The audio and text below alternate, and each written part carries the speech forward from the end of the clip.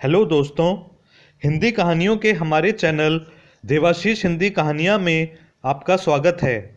अगर आपने अभी तक चैनल को सब्सक्राइब नहीं किया है तो नीचे दिए गए लाल बटन को दबाकर चैनल को सब्सक्राइब कर लें। आज की कहानी है राजू की आशिकी। शाम के 6 बज चुके थे। राजू ने अपने सूटकेस में सारा सामान व्यवस्थित कर लिया था। राजू को आज रात 9 बजे की रेल पकड़कर बिहार से गुजरात के लिए रवाना होना था। दरअसल राजू का दाखिला गुजरात के एक सरकारी इंजीनियरिंग कॉलेज में हो गया था। राजू पढ़ने लिखने में कुछ विशेष अच्छा नहीं था, परंतु इतना ज़रूर पढ़ लिख लेता था कि आसानी से पास हो जाए। उसने कक्षा 12 बिहार बोर्ड से 60% अंकों के साथ उत्तीर्ण की थी। बिहार में निजी इंजीनियरिंग कॉलेज अधिक संख्या में नहीं है, अतः तकनीकी पढ़ाई के लिए छात्र अन्य राज्यों की तरफ रुख करते हैं। राजू के चाचा गुजरात के एक छोटे शहर में एक केमिकल फैक्ट्री में कार्यरत थे। सौभाग्य से इसी शहर में एक सरकारी इंजीनियरिंग कॉलेज भी था, जिसकी लगभग 1/4 सीट हर वर्ष खाली रह जाती थी। राजू के चाचा ने यह अति महत्वपूर्ण जानकारी राजू तक पहुंचाई थी, जिसके फलस्वरूप राजू को एक सरकारी इंजीनियरिंग कॉलेज में दाखिला लेने का सौभाग्य प्राप्त हो गया था। अन्यथा सरकारी इंजीनियरिंग कॉलेज में उसका दाखिला होने की दूर दूर तक कोई संभावना नहीं थी और निजी इंजीनियरिंग कॉलेज की भारी भरकम फीस उसका परिवार कभी वहन नहीं कर सकता था। राजू के माता पिता रात के 9 बजे वाली रेलगाड़ी में राजू को बैठाने के लिए रेलवे स्टेशन तक उसके साथ गए। उन्होंने राजू से कहा कि अब वो घर से दूर जा रहा है और उसको अपना ख्याल स्वयं ही रखना होगा। उसको पूरी मेहनत से पढ़ाई करनी होगी ताकि जीवन में किसी ऊंचे मुकाम तक पहुंच सके। राजू ने अपने माता पिता को आश्वासन दिया कि वो पढ़ाई में कोई कमी नहीं करेगा और वो गुजरात के लिए रवाना हो गया। एक लंबी यात्रा के बाद राजू गुजरात पहुंच गया। उसको अपने कॉलेज के बॉयज़ हॉस्टल में रहने के लिए एक कमरा भी मिल गया। राजू को केमिकल इंजीनियरिंग में दाखिला मिला था। उसकी कक्षा में कुछ लड़कियां भी थीं। उनमें से एक लड़की का नाम सपना था। राजू के मन में सपना के लिए आकर्षण उत्पन्न होने लगा था। धीरे धीरे ये आकर्षण बढ़ता ही गया और अब राजू का हृदय सपना के लिए ही धड़क रहा था। हालांकि राजू और सपना के बीच ना तो कोई दोस्ती ही थी और ना ही कभी कोई बातचीत हुई। फिर भी राजू उसके साथ एक तरफा प्रेम करने लगा था। इसी तरह 3 महीने बीत गए। राजू के हॉस्टल में कुछ लड़के बिहार और उत्तर प्रदेश के भी थे। एक राज्य के होने के कारण वो सब आपस में घनिष्ठ मित्र बन चुके थे। राजू ने उन सबको भी बता दिया कि उसको सपना बहुत पसंद है। राजू के मित्र भी उसको पूरे उत्साह के साथ चने के झाड़ पर चढ़ाते रहते थे और उसको अपनी मोहब्बत का जल्दी से जल्दी इजहार करने के लिए कहते थे। राजू का मन भी अब पढ़ाई में कम लग रहा था तथा उसका ज़्यादातर समय सपना के बारे में कल्पनाएं करने में ही बीत रहा था।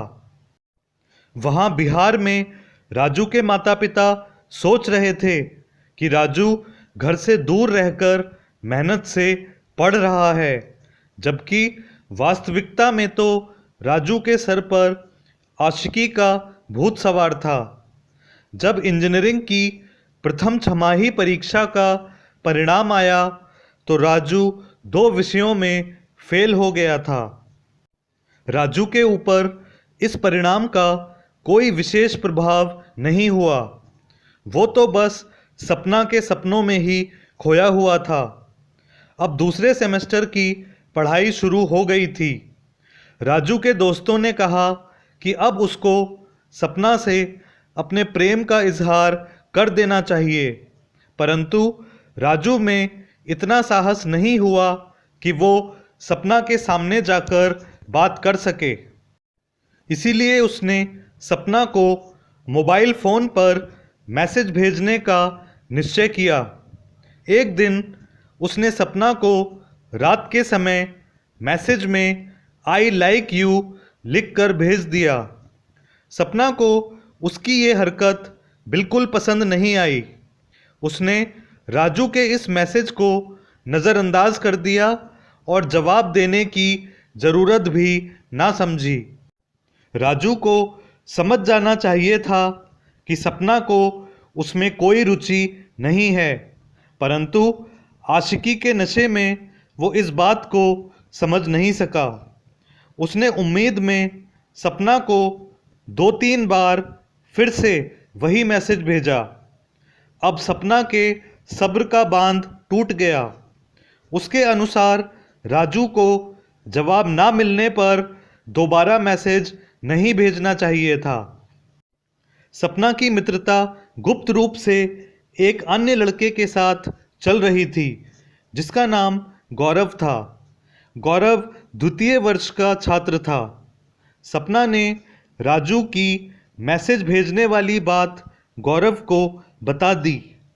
गौरव ने क्रोधित होकर राजू को फ़ोन मिलाया और उसको सपना से दूर रहने के लिए कहा। राजू ने गौरव से उसका नाम जानना चाहा, पर उसने नहीं बताया। राजू ने गौरव की धमकी पर कोई ध्यान नहीं दिया।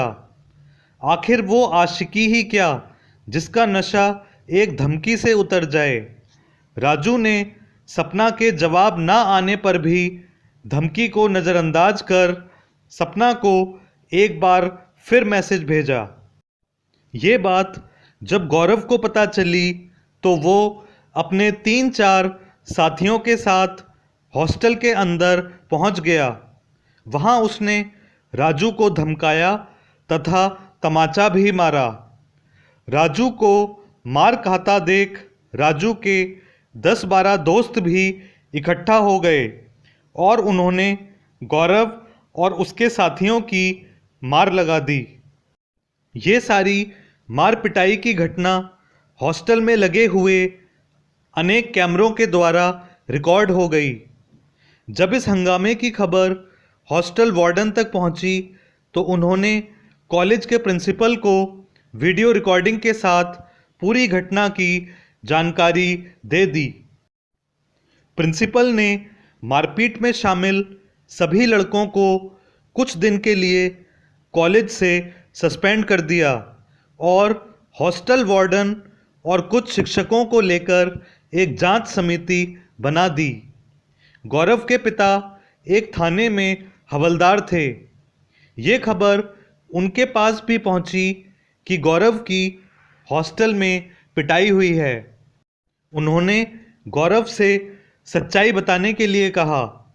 गौरव ने अपने पिता से झूठ बोल दिया कि वो सपना नाम की एक लड़की को मुंह बोली बहन मानता है और राजू नामक लड़का उसको बहुत दिनों से परेशान कर रहा था। इसीलिए वो राजू को समझाने के लिए हॉस्टल गया था कि वो ऐसा ना करे, परंतु उन लड़कों ने उस पर ही हमला कर दिया और मार भी लगा दी। उसने अपने पिता को ये नहीं बताया कि सपना उसकी गर्लफ्रेंड है। उन्होंने गौरव को अपना समर्थन दिया कि उसकी गलती नहीं थी तथा वो गौरव के प्रिंसिपल से मिलने पहुंच गए।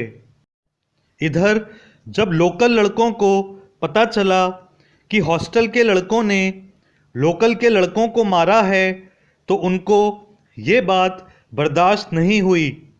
वो लड़के बदला लेने के लिए गौरव को साथ लेकर हॉस्टल के बाहर पहुंच गए।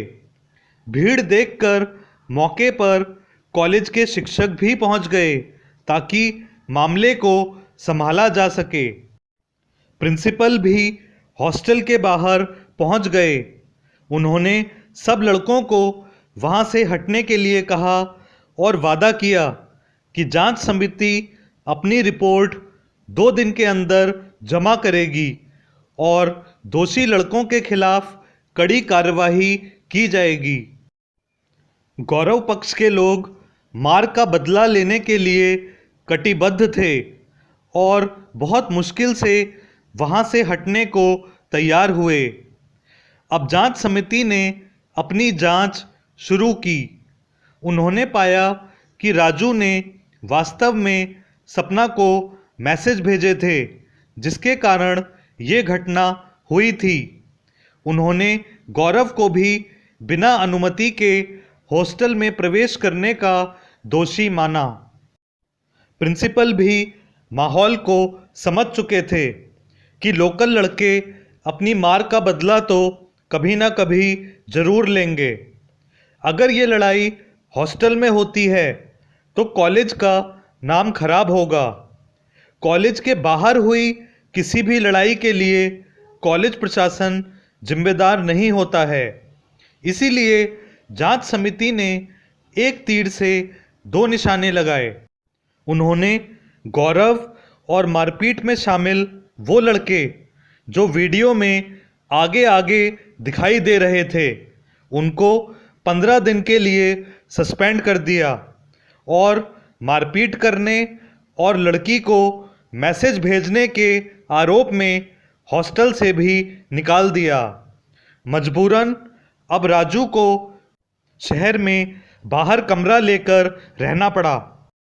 कुछ दिन बाद लोकल लड़कों ने मौका पाकर अपना बदला ले लिया और राजू और उसके दोस्तों की जमकर पिटाई की। राजू को इतना मारा कि वो लहूलुहान हो गया।